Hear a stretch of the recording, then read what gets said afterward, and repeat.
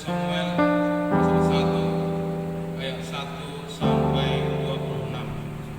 Demikian bunyinya. Ada seorang laki-laki dari Ramataim, Jobim, dari pegunungan Efraim, namanya Elkana bin Yeroham bin Elihu bin Tohu bin Juf. Seorang Efraim, orang ini mempunyai dua istri, yang seorang bernama Hana dan yang lain bernama Penina. Penina mempunyai anak, tetapi Hana tidak. Orang itu dari tahun ke tahun pergi meninggalkan kotanya untuk sujud menyembah dan mempersembahkan korban kepada Tuhan semesta alam di Silo. Di sana yang menjadi imam Tuhan ialah kedua anak Eli, Hofni dan Finehas.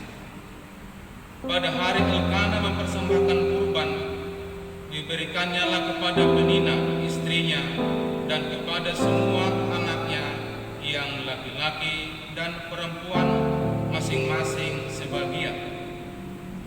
Meskipun ia mengasihi Hana, ia memberikan kepada Hana hanya satu bagian, sebab Tuhan telah menutup kandungannya.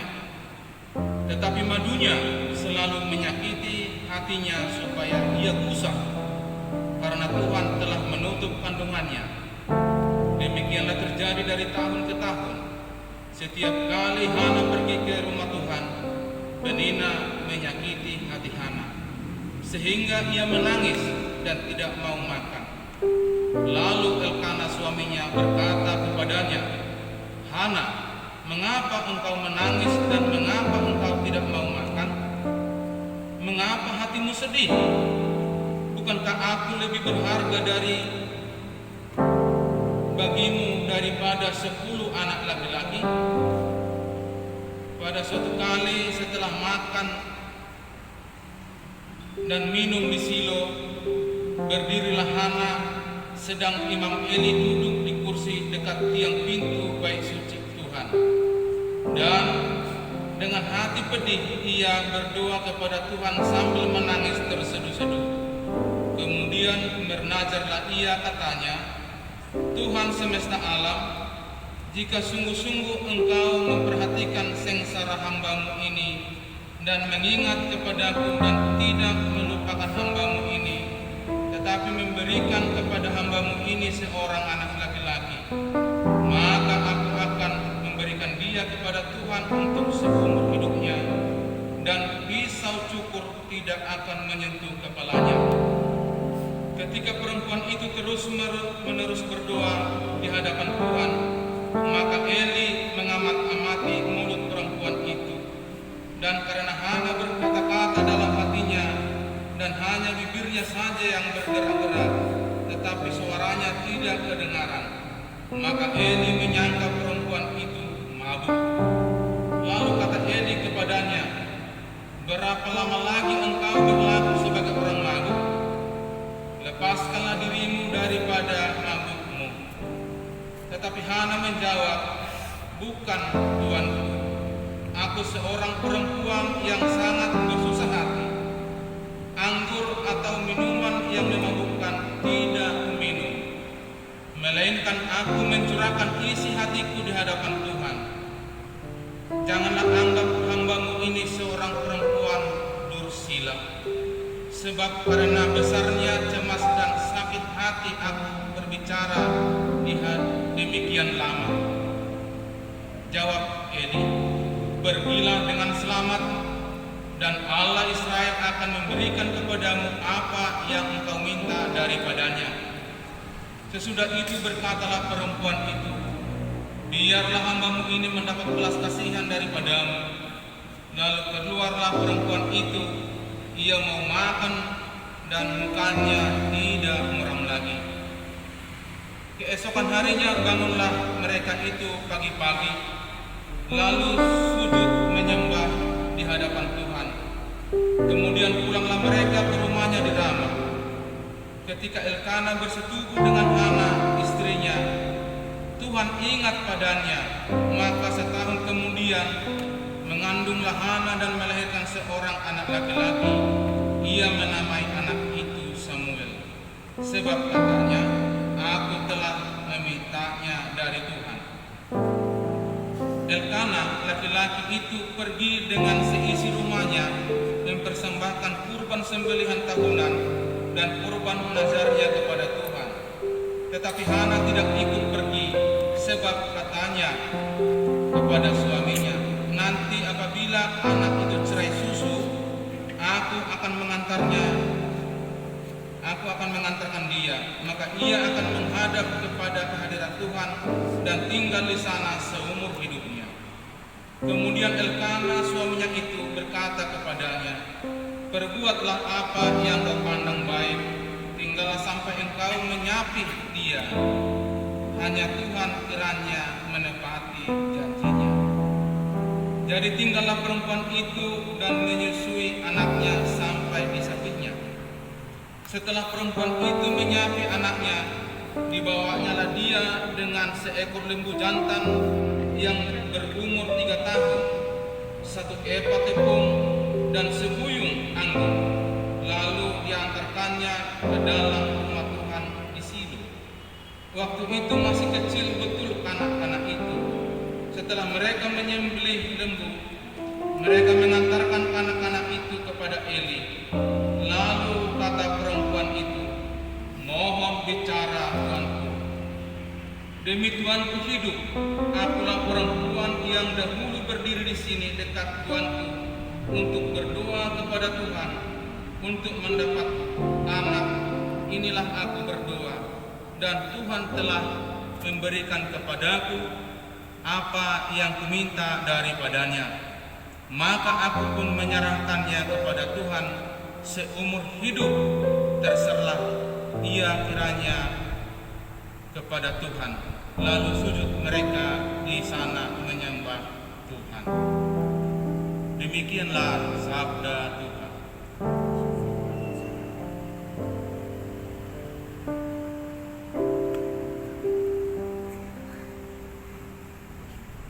Bapak dan Ibu yang terkasih di dalam nama Tuhan,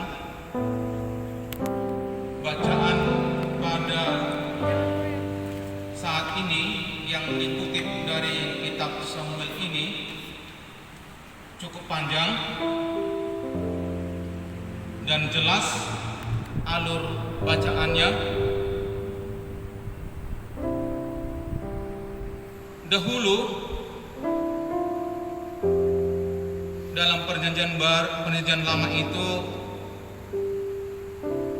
apabila istri pertamanya tidak mendapatkan anak, ada beberapa orang membuat atau mengambil istri kedua. Ini terjadi pada saudara kita yang bernama Elkana. Elkana mempunyai 2 istri. Yang satu bernama Hana, yang kedua bernama Penina. Hana tidak mempunyai anak, tetapi Penina mempunyai anak. Kebiasaan daripada keluarga Elkana ini, setiap tahun mereka pergi mengantarkan kurban kepada Allah atau kepada Tuhan, yaitu yang tempatnya di Silo. Dan dalam perjalanan keluarga Elkana, Hana selalu disakiti hatinya oleh istri yang kedua, Penina. Mengingat dari bacaan ini tadi bahwa Hana tidak bisa melahirkan anak kepada Elkana, maka seolah-olah Penina ini yang menjadi perempuan yang membanggakan dalam keluarga itu. Maka setiap kali dalam bacaan ini diterangkan tadi, setiap kali mereka menyembahkan kurban persembahan mereka, Disitulah kesempatan daripada penina menyinggung, membuat gusar hati daripada Hana. Hana merasa sedih, hatinya tersayat-sayat karena penderitaannya tidak mendapatkan anak. Lalu ketika mereka berkunjung kepada perjalanan menyampaikan persembahan itu, Hana berdiri dan berdoa di rumah Tuhan di samping Imam Eli yang duduk di kursi dekat tiang pintu bait suci Tuhan. Hana berdoa begitu khusyuk dan lama. Eli melihat Hana berdoa dengan mulut bergerak-gerak, dan Eli mengatakan, "Berapa lama lagi engkau berlaku sebagai orang mabuk? Lepaskanlah mabukmu dari dirimu itu." Hana menjawab, "Saya bukan mabuk, tetapi aku mencurahkan isi hatiku kepada Tuhan." Lalu Eli berkata kepada Hana, "Pergilah dengan selamat. Allah Israel akan memberikan kepadamu apa yang kamu minta." Setelah setahun kemudian, setelah pulang mengantarkan persembahan itu di Silo, maka pulanglah keluarga Elkana ke Rama. Lalu setelah pulang ke kampungnya mereka itu, maka Elkana tidur bersama Hana. Lalu ketika mereka bersama tidur dengan Hana, maka Tuhan teringat akan doa permohonan daripada Hana. Setahun kemudian mengandung dan melahirkan anaklah Hana. Itulah yang disebut dengan Samuel. Hana sangat menghargai pemberian Tuhan. Maka setiap tahun kebiasaan Elkana mempersembahkan kurban itu, maka diajaknya lah keluarga Elkana untuk mempersembahkan kurban ke Silo. Namun Hana memohon, "Saya tidak bisa ikut untuk mempersembahkan kurban ke Silo karena anak ini dalam menyusui." Tetapi Elkana mengatakan, "Terserah kepadamu, perbuatlah yang terbaik." Lalu Hana mengatakan, "Saya pun nanti akan pergi untuk mempersembahkan kurban dan Samuel ini ke rumah Tuhan." Maka Hana setelah menyapi atau cerai susu Samuel itu, maka Hana mengambil seekor lembu jantan yang berumur 3 tahun. Dalam kitab ini dikatakan, lalu 1 epa tepung dan sebuyung anggur. Inilah yang diolah oleh Hana dengan lembu jantan tadi itu, lalu dipersembahkan di bait Allah di Silo. Maka waktu mempersembahkan itulah Hana mempersembahkan Samuel di hadapan Tuhan. Apa kata Hana? "Ya Tuhan," berkata kepada Imam Eli, "Waktu aku datang kemari, Tuanku, sayalah yang berdiri bertomat kami di sini. Lalu doa saya itu sudah dikabulkan dan inilah anak yang kudapat itu. Maka janji saya juga, apabila saya mendapatkan anak laki-laki, anak itu akan saya persembahkan seumur hidupnya kepada Tuhan." Maka Hana mempersembahkan anaknya Samuel di hadapan Imam Eli. Bapak Ibu yang terkasih dalam nama Tuhan, di kehidupan kita sehari-hari saat ini, banyak pasangan suami istri yang diberikan Tuhan anak, tetapi setelah mendapat anak itu, apa yang terjadi Bapak dan Ibu? Membawa anak itu ke gereja pun sulit. Sebetulnya pada perkawinan pasangan itu kita dipanggil sebagai suami dan istri. Panggilan kita itu sebagai suami dan istri yaitu untuk mengasihi satu yang lain atau suami dan istri. Lalu apabila Tuhan berkenan kepada kita memberikan anak, maka rawatlah anak itu, besarkanlah anak itu, tuntunlah iman anak itu, supaya anak itu tahu apa yang menjadi membimbing kehidupan manusia itu.